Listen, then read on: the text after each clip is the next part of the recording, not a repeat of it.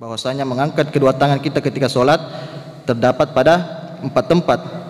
Yang pertama, kita ulangi sekali lagi, bahwasanya yang pertama yaitu ketika takbiratul ihram, yang kedua ketika takbir sebelum ruku, dan juga ketika takbir bangkit dari ruku, dan juga ketika takbir bangkit dari rakaat kedua atau bangkit dari tasyahud awal.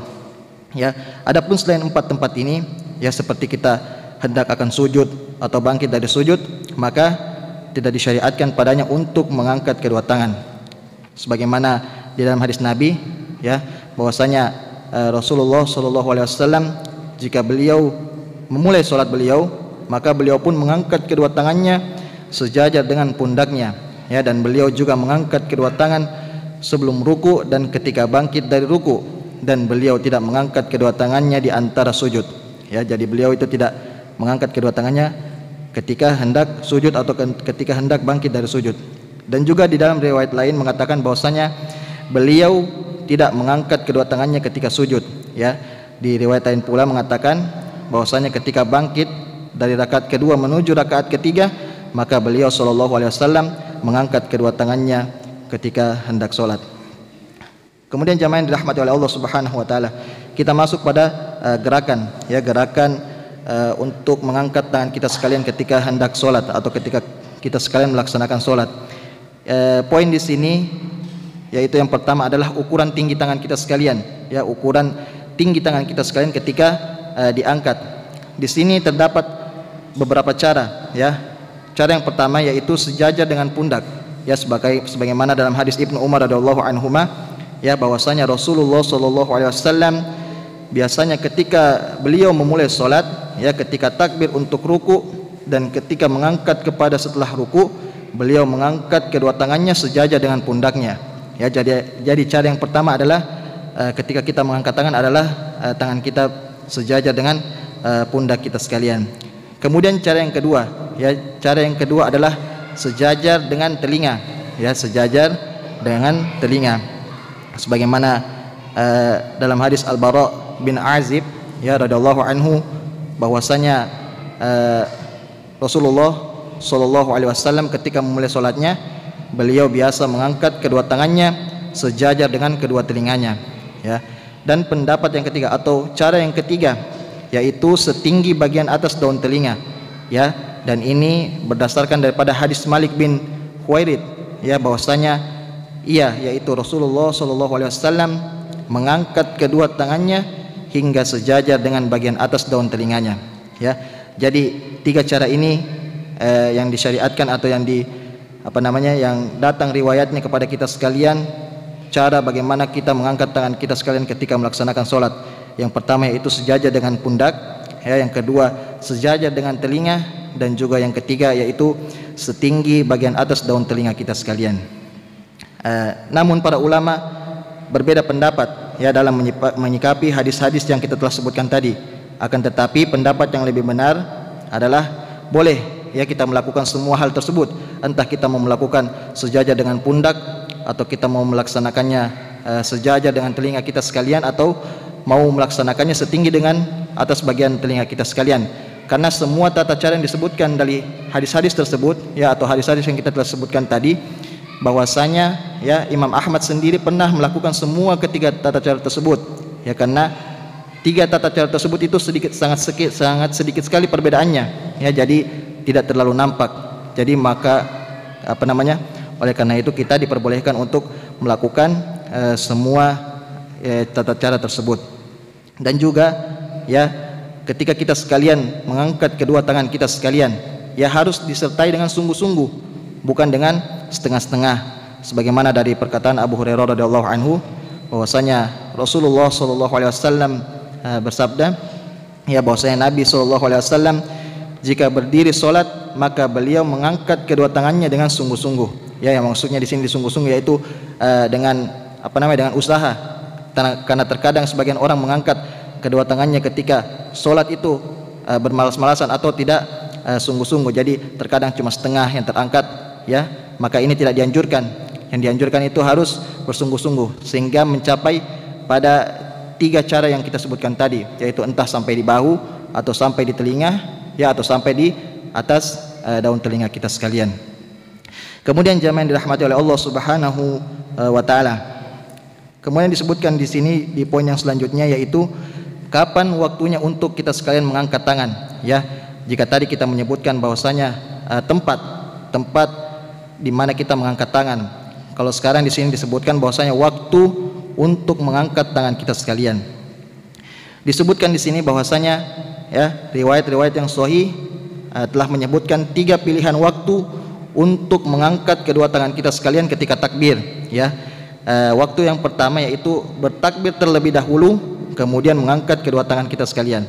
Sebagaimana dalam hadis dikatakan bahwasanya jika beliau sallallahu alaihi wasallam salat, ya, maka beliau bertakbir, kemudian beliau mengangkat kedua tangannya, ya. Terus cara yang kedua atau waktu yang kedua yaitu mengangkat tangan terlebih dahulu, ya, kemudian baru bertakbir. Berbeda dengan yang pertama tadi. Kalau pertama bertakbir terlebih dahulu kemudian mengangkat kedua tangan, ya, sedangkan waktu yang kedua yaitu mengangkat kedua tangan terlebih dahulu kemudian baru disertai dengan takbir.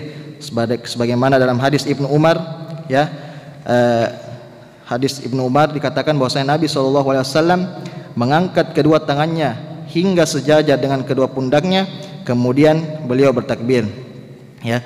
Kemudian cara yang ketiga yaitu mengangkat kedua tangan, ya, bersamaan dengan takbir, ya. Setelah tadi yang pertama di sini dikatakan bertakbir terlebih dahulu kemudian mengangkat tangan, dan juga dikatakan mengangkat tangan terlebih dahulu kemudian bertakbir. Datang cara yang ketiga yaitu mengangkat kedua tangan secara bersamaan dengan takbir, ya. Dan ini juga berdasarkan hadis daripada Ibnu Umar radhiyallahu anhu bahwasanya maka Nabi pun mengangkat kedua tangannya ketika bertakbir hingga beliau mensejajarkan kedua tangannya dengan kedua pundaknya, ya. Dan juga ketiga pilihan waktu ini telah disebutkan oleh Imam An-Nawawi rahimahullah, ya. Lalu beliau cenderung memilih pada waktu yang ketiga, ya, yaitu waktu mengangkat kedua tangan bersamaan dengan takbir. Kemudian jamaah yang dirahmati oleh Allah Subhanahu wa taala, poin yang selanjutnya yaitu posisi telapak tangan kita sekalian, ya. Posisi telapak tangan kita sekalian ketika diangkat pada saat sholat atau takbir. Posisi yang pertama di sini disebutkan bahwasanya posisi telapak tangan kita sekalian ketika diangkat ialah terbuka, ya, bukan digenggam ataupun setengah menggenggam, ya. Sebagaimana di dalam hadis Abu Hurairah radhiyallahu anhu bahwasanya Rasulullah sallallahu alaihi wasallam ketika masuk ke dalam sholat atau masuk dalam sholat, beliau mengangkat kedua tangannya dalam keadaan terjulurkan, ya. Jadi Nabi SAW mengangkat kedua tangannya dalam keadaan terjulurkan. Maksudnya terjulurkan ini begini, dia terentang, bukan seperti digenggam atau seperti setengah menggenggam, akan tetapi beliau menjulurkan kedua tangannya ketika beliau SAW mengangkat kedua tangannya di dalam sholat.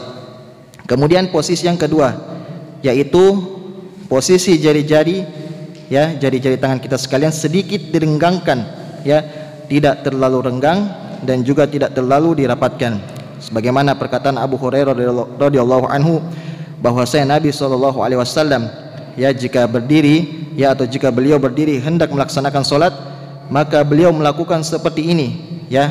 Jadi dan juga Abu Amir, yaitu sang perawi hadis tersebut, menjelaskan dengan memberi isyarat dengan tangannya, ya, yaitu beliau tidak merenggangkan jari-jarinya dan tidak pula merapatkannya, ya. Jadi Abu Hurairah menjelaskan hadis ini dengan contoh, yaitu tidak direnggangkan dan juga tidak dirapatkan. Jadi posisi jari-jarinya itu direnggangkan akan tetapi tidak terlalu rapat.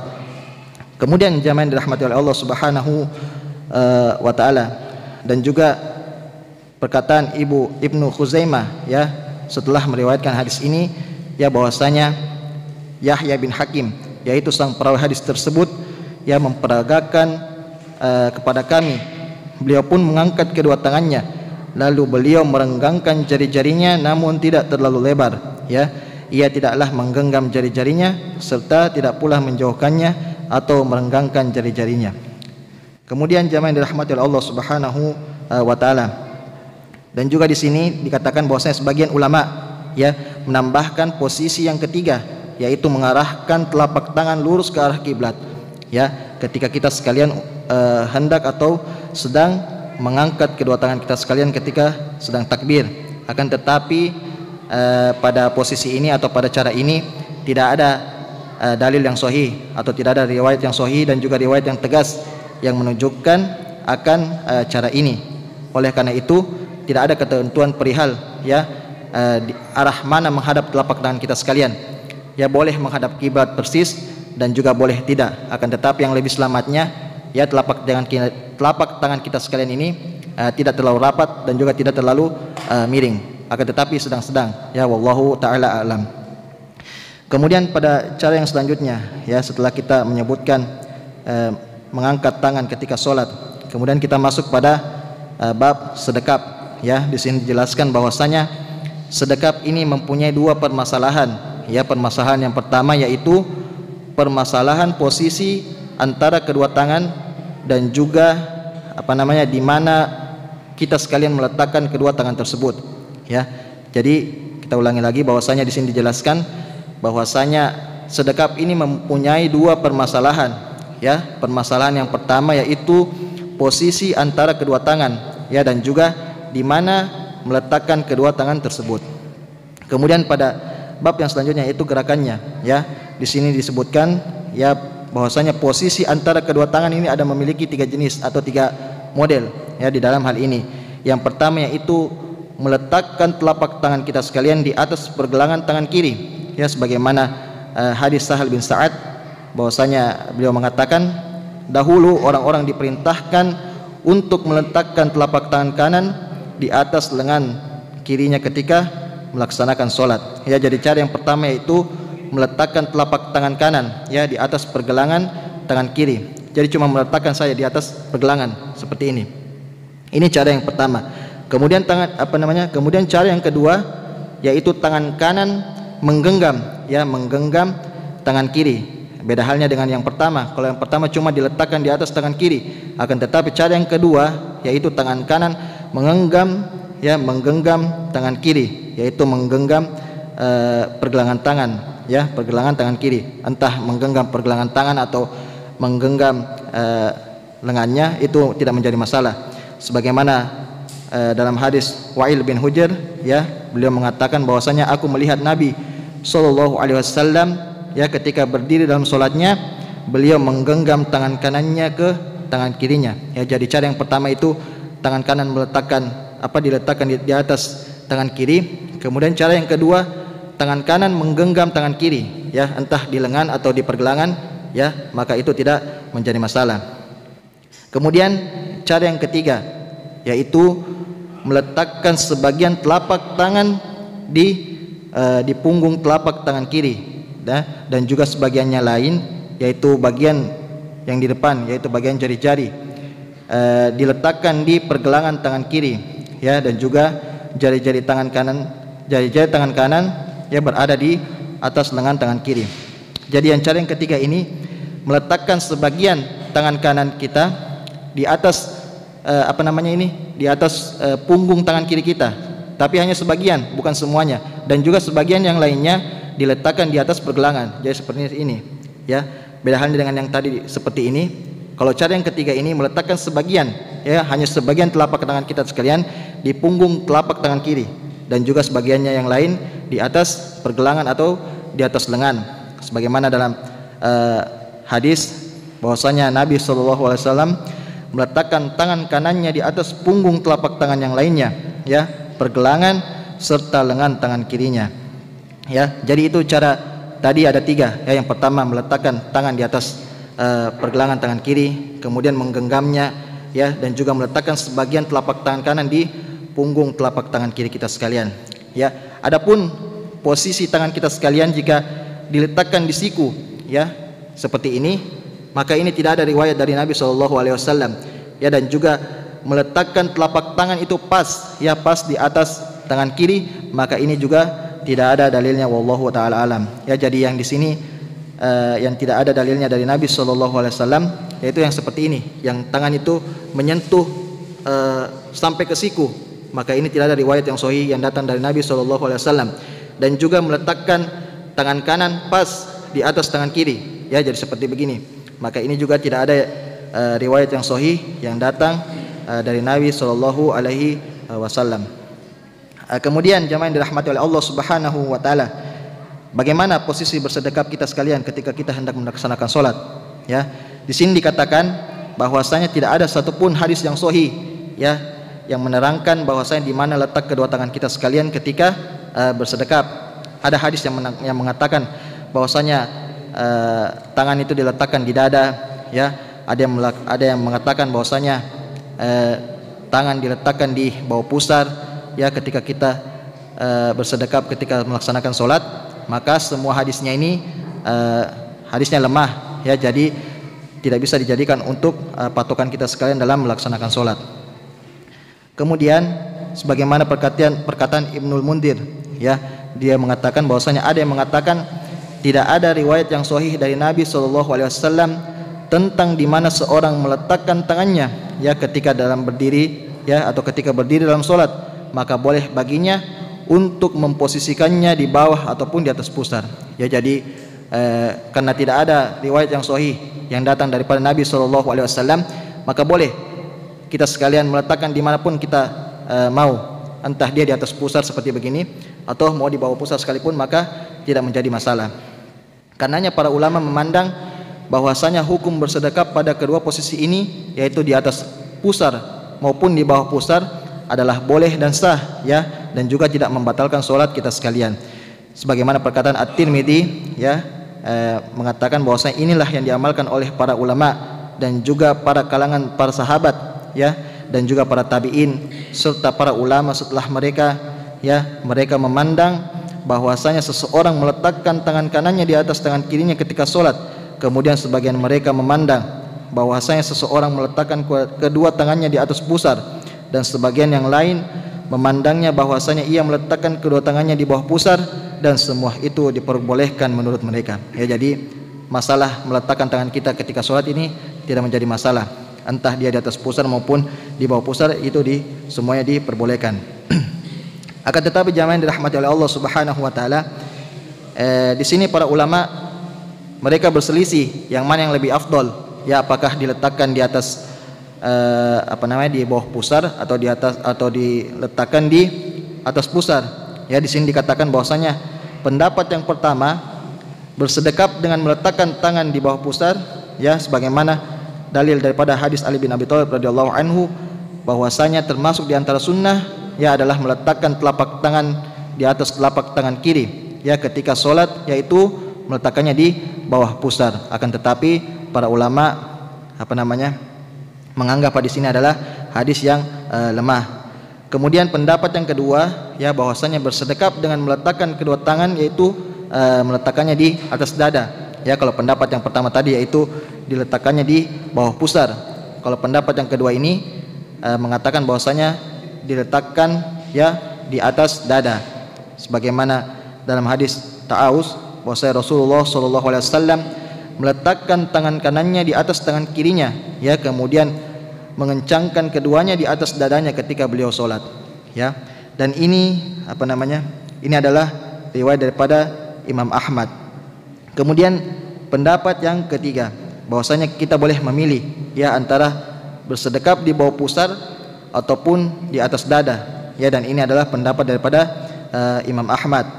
Dan juga adapun meletakkan kedua tangan persis di dada, ya, maka tidak seorang pun dari imam madhab, dari 4 madhab ini, dan juga para ulama yang sezaman dengan mereka, ya, yang berpendapat demikian. Ya, jadi mereka berpendapat hanya sekitaran atas pusar atau bawah pusar saja. Akan tetapi adapun pendapat yang mengatakan persis di atas dada seperti ini, ya, maka ini dari 4 madhab yang datang, ya, mereka tidak berpendapat dengan hal ini.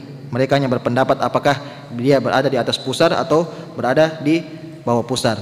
Akan tetapi dengan demikian, ya, seseorang bebas, ya, kembali ke diri kita masing-masing yang mana kita mau lakukan, ya, entah menempatkannya di atas pusar atau menempatkan di bawah pusar, ya, terserah kepada pribadi masing-masing, ya, yang mana bagi kita mudah bagi kita sekalian, ataupun yang mana bagi kita sekalian yang membantu kita sekalian lebih khusyuk di dalam sholat kita sekalian. Jamaah yang dirahmati oleh Allah Subhanahu Wa Taala. Kemudian kita melangkah pada bab yang selanjutnya setelah kita menyebutkan bab atau pembahasan tentang sedekap. Kemudian kita masuk pada penjelasan tentang membaca doa istiftah atau doa iftitah. Ya, di sini dijelaskan bahwasanya Nabi SAW membuka qiraahnya dengan membaca doa al-istiftah, ya, atau doa iftitah. Ya, beliau SAW memuji Allah Subhanahu wa taala dan juga menyanjung Allah Subhanahu wa taala pada doa-doa tersebut. Sebagaimana Abu Hurairah radhiyallahu anhu mengatakan, ya, bahwasanya Rasulullah SAW, ya, jika takbir untuk salat, maka beliau SAW diam sebentar, ya, sebelum membaca surah Al-Fatihah. Ya, maka aku bertanya, yaitu Abu Hurairah bertanya kepada Rasulullah, wahai Rasulullah, aku melihatmu diam antara takbiratul ihram, ya, dan juga membaca Al-Fatihah. Apa yang engkau ucapkan wahai Rasulullah? Kemudian Nabi SAW mengatakan, aku berdoa, ya, yaitu Nabi SAW berdoa, yaitu berdoa dengan doa iftitah. Kemudian di sini disebutkan bahwasanya sangat banyak doa iftitah yang datang dengan banyak model, ya, yang menunjukkan kepada kita sekalian bahwasanya Nabi SAW itu membaca doa iftitah tidak hanya satu doa saja. Ya, terkadang Nabi SAW itu merubah-rubah, ya, setiap salat beliau dengan doa iftitah yang lain. Oleh karena itu kita dianjurkan kepada kita sekalian, ya, disunnahkan kalau bisa ketika kita sholat hendaknya kita memvariasikan, ya, doa-doa kita sekalian, termasuk daripada doa iftitah, supaya juga membantu kita sekalian dalam khusyuk di dalam sholat kita sekalian. Kemudian jamaah yang dirahmati oleh Allah Subhanahu wa taala, kemudian kita masuk pada bacaan, ya, apa-apa saja bacaan-bacaan yang dibaca pada Nabi, yang dibacakan oleh Nabi SAW ketika doa iftitah. Di sini sangat banyak doa-doa yang terdapat, akan tetapi kita sebutkan saja. Yang pertama yaitu doa yang pertama yaitu Allahumma ba'id baini wa baina khotoyaya kama ba'adta bainal masyriqi wal maghrib. Allahumma naqqini minal khotoya kama yunaqqa thawbal abyad minad danas. Allahumma ighsil khotoyaya bil ma'i wassalji wal barad. Ya, ini doa yang pertama. Kemudian ada doa yang lain yang panjang, wajjahtu wajhiya lilladzi fataras samawati wal arda hanifa wa ma ana minal musyrikin. Inna sholati wa nusuki wa mahyaya wa mamati lillahi rabbil alamin la syarika lahu bidzalika umirtu wa ana minal muslimin. Allahumma antal maliku la ilaha illa anta rabbi wa ana a'buduka zalamtu nafsi wa taraftu bidzanbi faghfir li dzunubi jami'a innahu la yaghfiru dzunuba illa anta wahdini li ahsanil akhlaqi la yahdi li ahsaniha illa anta wasrif anni sayyi'aha la yasrifu anni sayyi'aha illa anta labbaika wa sa'daika wa khairu kulluha fi yadaika wa syarru laisa ilaika ana bika wa ilaika tabarakta wa ta'alaita astaghfiruka wa atubu ilaika. Ya, ini termasuk daripada doa yang lainnya. Kemudian ada doa yang lain, Allahu akbar wajjahtu wajhiya lilladzi fataras samawati wal arda hanifa muslima wa ma ana minal musyrikin, dan yang lain sebagainya. Ya, boleh kita cari sendiri. Di sini terdapat sangat banyak, ya, doa daripada doa-doa iftitah tersebut. Akan tetapi yang disunnahkan kepada kita sekalian yaitu cuma membaca satu, ya, di antara sekian banyak doa iftitah yang terdapat. Di sini disebutkan ada 12, ya, ada 12 doa iftitah. Ya, maka ketika kita sholat hanya baca cuma salah satunya saja. Ya, mungkin di antara kita sekalian ada yang menghafal semuanya, ya, atau ada yang menghafal beberapa, ya, akan tetapi yang disunnahkan hanya membaca salah satu di antara sekian banyak doa iftitah yang terdapat. Kemudian kita lanjut pada yang selanjutnya yaitu membaca ta'awud, ya. Di sini dijelaskan, ya, bahwasanya setelah membaca doa iftitah, ya, setelah membaca doa iftitah yang telah kita sebutkan tadi, yang sekian banyak doa yang telah kita sebutkan, bahwasanya disunnahkan, ya, disunnahkan untuk membaca ta'awud untuk berlindung kepada Allah Subhanahu wa taala. Sebelum kita membaca surah Al-Fatihah, maka disunnahkan untuk membaca ta'awud, ya. Dan di sini juga disebutkan bacaan-bacaan, ya.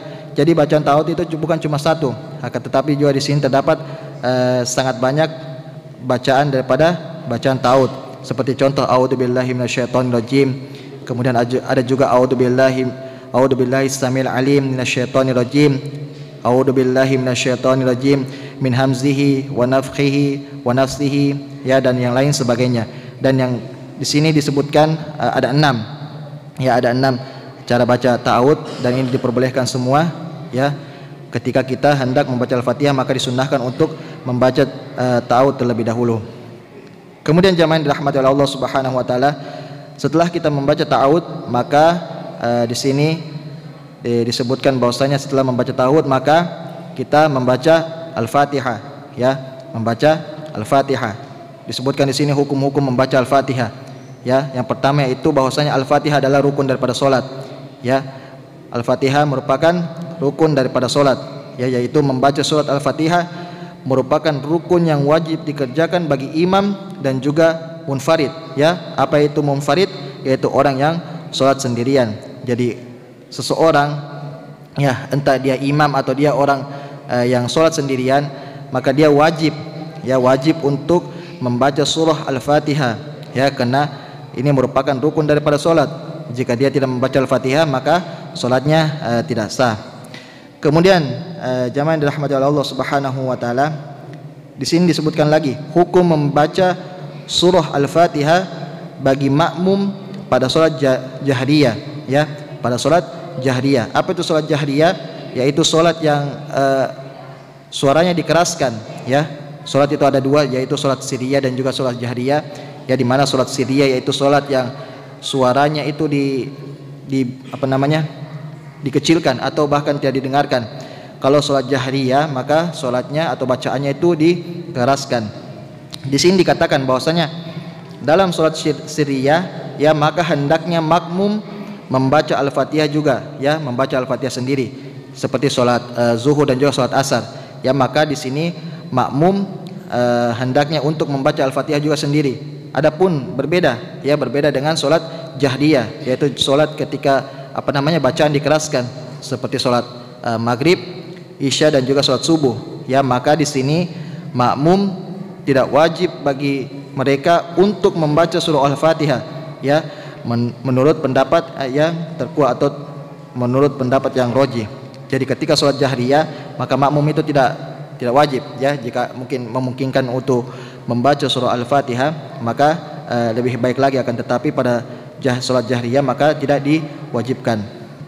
Kemudian ya, hal ini berdasarkan firman Allah Subhanahu wa taala, wa idza quri'al qur'anu fastami'u lahu wa ansitu la'allakum turhamun ya. Dan apabila dibacakan Al-Qur'an maka dengarkanlah baik-baik dan perhatikanlah dengan tenang agar kamu mendapatkan rahmat ya. Di sini Imam Ahmad mengatakan bahwasanya ulama bersepakat bahwasanya hal ini sangat berlaku terutama di dalam salat ya, bahwasanya ketika Al-Qur'an dibacakan ya, ketika kita salat tentunya di situ ada surat Al-Fatihah, kemudian imam membacakan surah-surah yang lainnya, di situ kita wajib untuk mendengarkan sebagaimana disebutkan dalam firman ini, yaitu Quran surah Al-A'raf ayat 204. Kemudian dan juga diriwayatkan dari sahabat Abu Musa Al-Asy'ari radhiyallahu anhu ya, beliau mengatakan sesungguhnya Rasulullah sallallahu alaihi wasallam khutbah kepada kami ya, beliau menjelaskan sunnah dan juga mengajarkan salat kepada kami sekalian.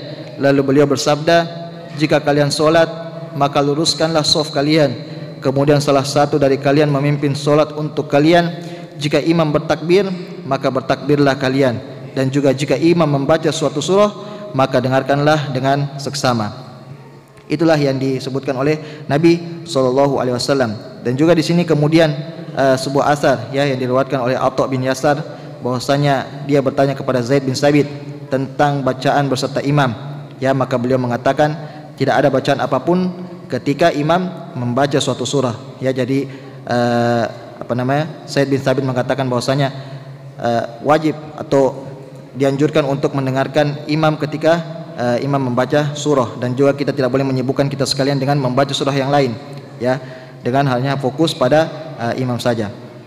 Di sini dikatakan bahwasanya sesungguhnya makmum hanya diperintahkan untuk mendengarkan saja ya, menurut ijma para ulama, maka tidak wajib baginya ya apa yang tidak dibacakannya, maka itu tidak wajib. Dan juga di sini dikatakan lagi bahwasanya bacaan Al-Fatihah tersebut tidak sah, salatnya pun juga tidak sah. Di sini juga kita masuk pada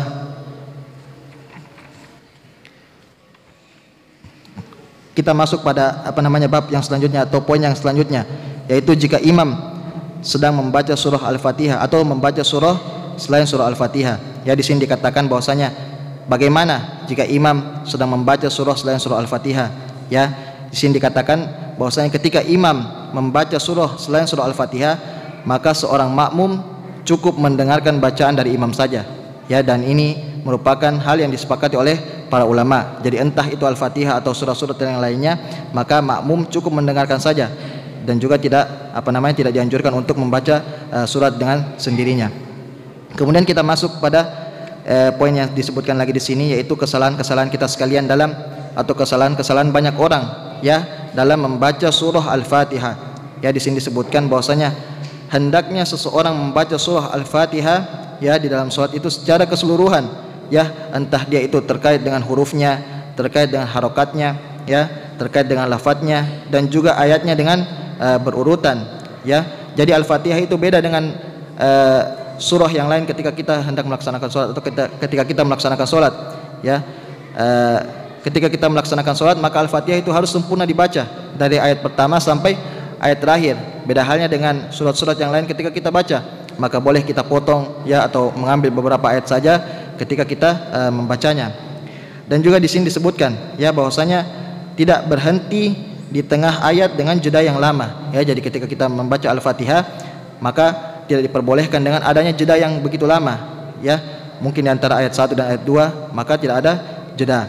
Ya, jika seseorang membaca surah Al-Fatihah, maka tidak membaca surah Al-Fatihah akan tetapi tidak sesuai dengan urutan, ya, atau merubah satu huruf sekalipun, ya, dari bacaan yang dia baca, ya, ataupun keliru dalam membacanya, maka Al-Fatihahnya itu tidak sah, ya, dan juga mengakibatkan tidak sah pula dengan sholatnya. Dan ini adalah pendapat para ulama. Dan juga di sini disebutkan oleh Imam An-Nawawi, ya, bahwasanya beliau mengatakan jika seseorang keliru dalam membaca Al-Fatihah, ya, yang dapat merubah arti, ya, maka maka sholatnya tidak sah, ya, jika dia melakukannya dengan tidak sengaja.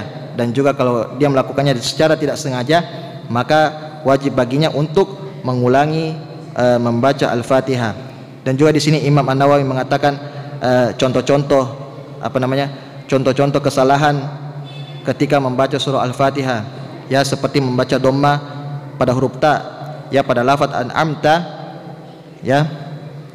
Di sini dikatakan an'amtu, ya, kata an'amta diganti menjadi an'amtu. Ini adalah kesalahan yang fatal. Dan juga disebutkan di sini membaca kasroh pada huruf kaf pada lafaz iyyaka na'budu, ya.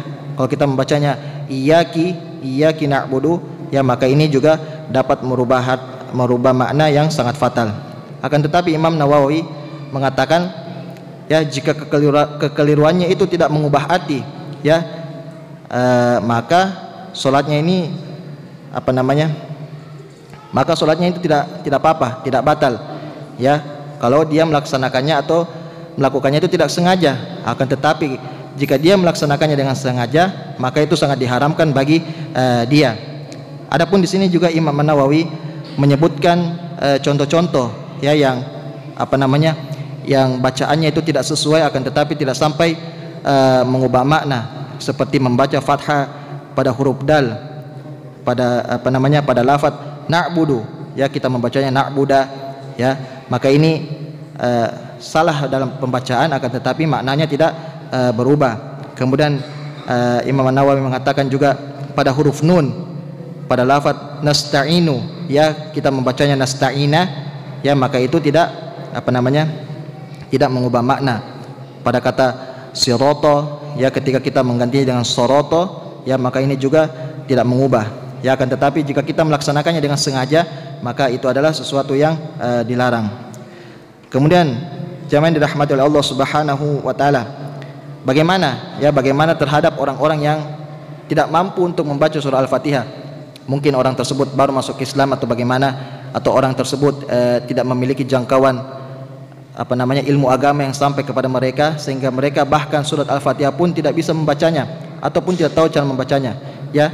Di sini disebutkan bahwasanya orang yang tidak memiliki kemampuan untuk membaca dan juga menulis dikarenakan lanjut usia atau lemahnya kemampuan dalam mempelajarinya, khususnya untuk mempelajari bacaan tulis Al-Quran, maka solatnya tetap sah, ya, meskipun dia tidak mampu untuk membaca surah Al-Fatihah, ya. Dan itu adalah kesepakatan para ulama, ya. Dan juga di sini Ibnu Taimiyah mengatakan, ya, begitu pula orang yang tidak mampu membaca dan juga menulis, solatnya tetap sah meskipun tidak mampu membaca surah Al-Fatihah, ya, menurut kesepakatan para ulama. Jadi ketika mungkin ada teman kita, ya, atau ada kerabat kita yang baru masuk Islam dan bertanya kepada kita sekalian, bagaimana ketika aku ingin melaksanakan sholat, tetapi belum hafal Al-Fatihah, ya, belum hafal dan lain sebagainya, maka boleh diganti dengan surat-surat yang lain.